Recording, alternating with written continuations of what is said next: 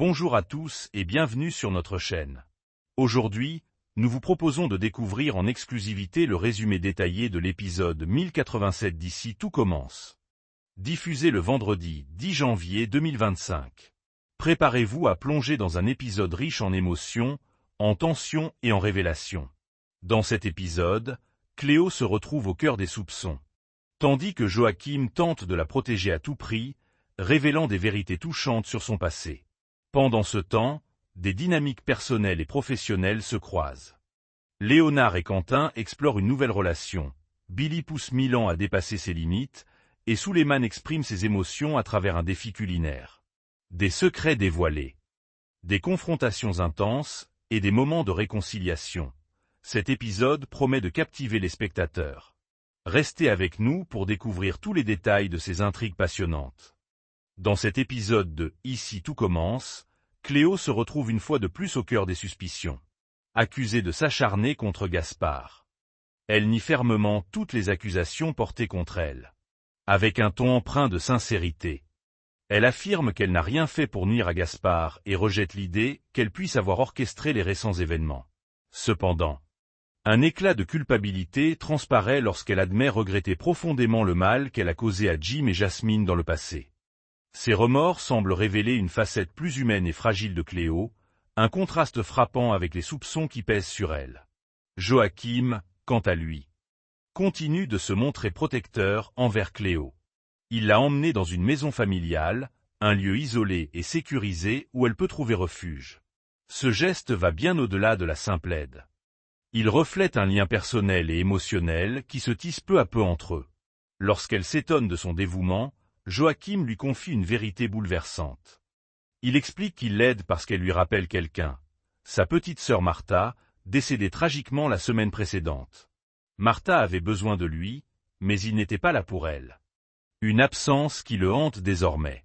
Déterminé à ne pas répéter la même erreur, Joachim voit en Cléo une chance de racheter ce qu'il perçoit comme un échec personnel. Cette révélation ajoute une profondeur poignante à ses motivations et éclaire son besoin de protéger Cléo à tout prix. De son côté, Cléo semble sur un chemin de rédemption. Sortie récemment de l'hôpital psychiatrique, elle est désormais stabilisée, un état qui lui permet de reconstruire petit à petit sa vie. Cependant, son passé trouble et les soupçons persistants compliquent son désir de tourner la page. Malgré tout, la présence de Joachim à ses côtés lui offre un soutien précieux et une opportunité de réécrire son histoire. Cette intrigue, riche en émotions, explore des thématiques universelles telles que le pardon, la rédemption et le poids des regrets.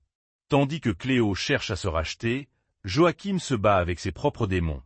Chacun espérant trouver une forme de paix à travers leur relation. Les prochains partis promettent des rebondissements poignants alors que leurs histoires personnelles s'entrelacent dans un contexte de tension et de secret.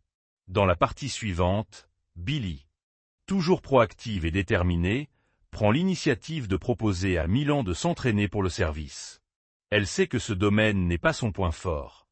Mais elle est convaincue que cette pratique est essentielle pour sa progression. Milan, de son côté, montre peu d'enthousiasme. Son manque d'intérêt est palpable. Et il ne cache pas qu'il préfère rester concentré sur la cuisine. Cependant, Billy ne lui laisse pas vraiment le choix. Avec une énergie ferme mais bienveillante, elle insiste. Bien décidée à le pousser hors de sa zone de confort. Pour Billy, Milan a besoin de dépasser ses réticences et de comprendre l'importance du service dans la gestion globale d'un restaurant.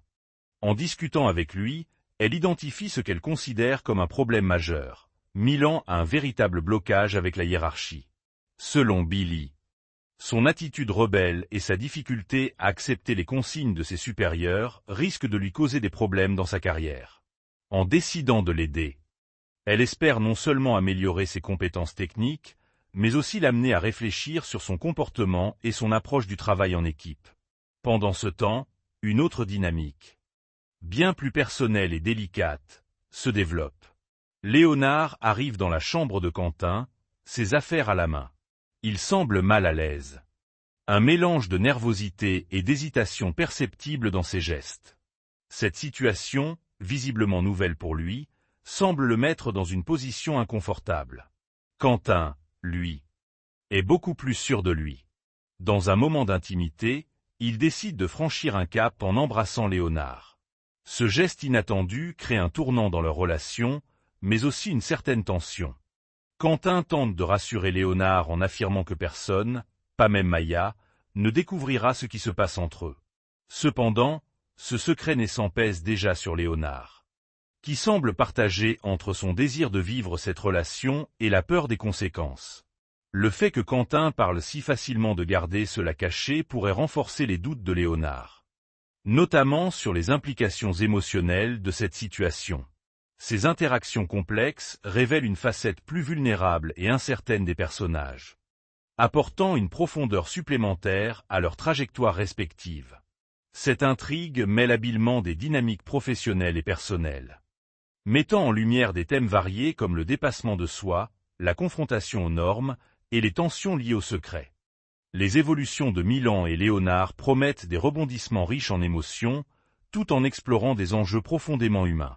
De son côté, Carla observe Suleiman depuis le jardin de l'Institut. Il semble détendu, presque joyeux, profitant de ce moment de calme en pleine nature. Intrigué. Elle décide de l'approcher pour briser le silence qui s'est installé entre eux depuis leur prise de distance. Avec une pointe de surprise dans la voix, elle lui lance. « Tu as l'air heureux. Je pensais que notre éloignement te toucherait davantage. » Ces mots, à la fois sincères et teintés de reproches, traduisent les attentes déçues de Carla. Elle semble chercher une réaction de Suleiman, mais celui-ci reste discret, presque imperméable. Ce comportement n'échappe pas à Bérénice, qui, à distance, observe la scène. Les questions se bousculent dans son esprit. Que se passe-t-il réellement entre eux? Pourquoi Suleiman semble-t-il si détaché?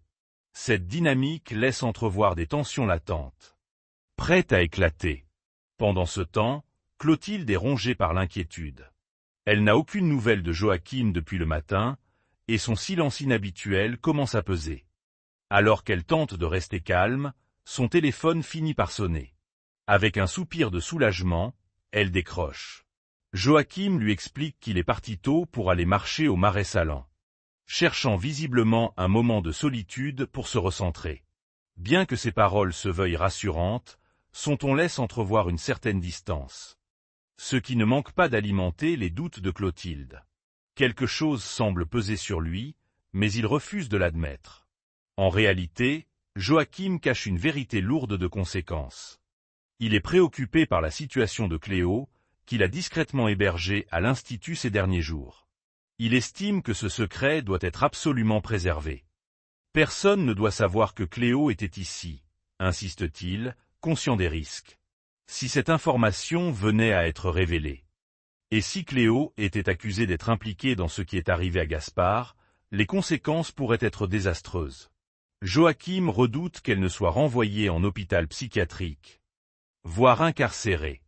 Son silence et son comportement protecteur montrent à quel point il est déterminé à la protéger, mais cela le place dans une position de plus en plus délicate. Cette intrigue tisse un réseau de tensions et de secrets, tandis que Carla et Suleiman naviguent dans les eaux troubles de leurs émotions. Clotilde et Joachim s'enfoncent dans une situation complexe où la loyauté et la peur s'entrechoquent. Les non-dits, les soupçons et les dilemmes moraux promettent de maintenir le suspense et de révéler des facettes inattendues des personnages.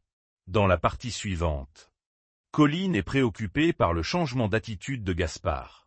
Habituellement connu pour son humour et ses blagues, il semble avoir perdu cette légèreté qui le caractérisait. Ce comportement inhabituel ne passe pas inaperçu et renforce l'inquiétude autour de sa situation. Les gendarmes, quant à eux, poursuivent leur enquête. Selon eux, un squatteur pourrait se cacher à l'Institut, et ils soupçonnent que cette personne pourrait en vouloir spécifiquement à Gaspard. Cette hypothèse ajoute une tension palpable à l'atmosphère déjà lourde, et Colline ne peut s'empêcher de craindre le pire. Pendant ce temps, Suleiman présente sa création pour le défi de la galette des rois. Il a nommé Astérisque les regrets Astérisque, un titre chargé de sens. En dévoilant son inspiration, il explique que cette galette symbolise une erreur qu'il a commise et qu'il peine à surmonter. Rempli de culpabilité, il exprime à travers sa pâtisserie ce poids émotionnel qu'il porte. Cette honnêteté dans son travail attire l'attention de Carla et Bérénice, présente lors de ses explications. Hortense, impressionnée par cette sincérité et la profondeur de sa démarche, décide de saluer son effort en lui attribuant une excellente note, 18/20. Ce geste valorise non seulement son talent technique, mais aussi sa capacité à transformer ses émotions en art culinaire. Plus tard, une ambiance bien différente s'installe à la colloque, où Bérénice organise une fête pour célébrer avec un peu de retard l'anniversaire de Carla. Decorations. Musique et convivialité sont au rendez-vous, et les invités incluent également Marc et Rose, venus partager ce moment festif. Tout semble se dérouler dans une atmosphère joyeuse. Jusqu'à ce que Suleiman arrive à la surprise générale. Son apparition est loin d'être hazard. Berenice, consciente de la tension émotionnelle entre lui et Carla, a pris l'initiative de l'inviter. Elle savait que leur distance les faisait souffrir tous les deux, et elle espérait que cette soirée pourrait être l'occasion de réparer les liens. La présence de Suleiman crée un mélange d'émotions. Carla, surprise mais visiblement émue, ne cache pas son trouble. Ce moment de confrontation, dans un cadre festif, laisse entrevoir une possibilité de réconciliation ou, à tout le moins, un dialogue sincère. Suleiman, de son côté, semble prêt à affronter ses sentiments qu'il a longtemps refoulés. Cette intrigue explore à la fois les tensions liées au secret de l'Institut et les dynamiques émotionnelles complexes entre ces personnages. Alors que Gaspard et Colline font face à des menaces extérieures, Carla et Suleiman tentent de naviguer dans leurs propres dilemmes affectifs. La fête organisée par Bérénice devient ainsi un point de bascule, promettant des moments riches en émotions et des rebondissements inattendus. De son côté, Clotilde arrive à la maison familiale, troublée par son récent échange téléphonique avec Joachim. Quelque chose dans son ton lui a semblé étrange, presque distant. Une fois sur place, son intuition se confirme. Elle remarque immédiatement que les clés de la demeure, habituellement à leur place, sont absentes. Cette découverte éveille davantage ses soupçons. Pourquoi Joachim lui aurait-il menti? Clotilde, déchirée entre l'inquiétude et l'incompréhension, se demande ce qu'il peut bien lui cacher. Elle ne veut qu'une chose, être là pour lui. Mais le mur de secret qu'il semble élever la tient à distance. Alors qu'elle explore les lieux, Clotilde entend un bruit étrange venant de la cuisine. Prise d'un mélange de curiosité et d'appréhension, elle décide d'aller vérifier. En entrant, elle se retrouve face à Cléo. Le choc est immédiat. Clotilde reste figée, la surprise et l'incrédulité se lisant sur son visage. Cette rencontre inattendue bouleverse tout ce qu'elle pensait savoir. Cléo, censée être loin, se trouve sous son toit. L'atmosphère est tendue, et les questions se bousculent dans son esprit.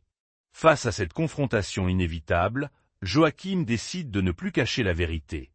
Il avoue à Clotilde qu'il héberge Cléo dans la maison familiale. Pour lui, c'est un geste de protection, un moyen d'offrir à Cléo un refuge dans une situation qu'il estime injuste. Mais cette explication ne convainc pas Clotilde, qui voit avant tous les risques associés à cette décision. Elle exige que Joachim appelle immédiatement les gendarmes pour signaler la présence de Cléo. Devant son refus, elle menace de le faire elle-même.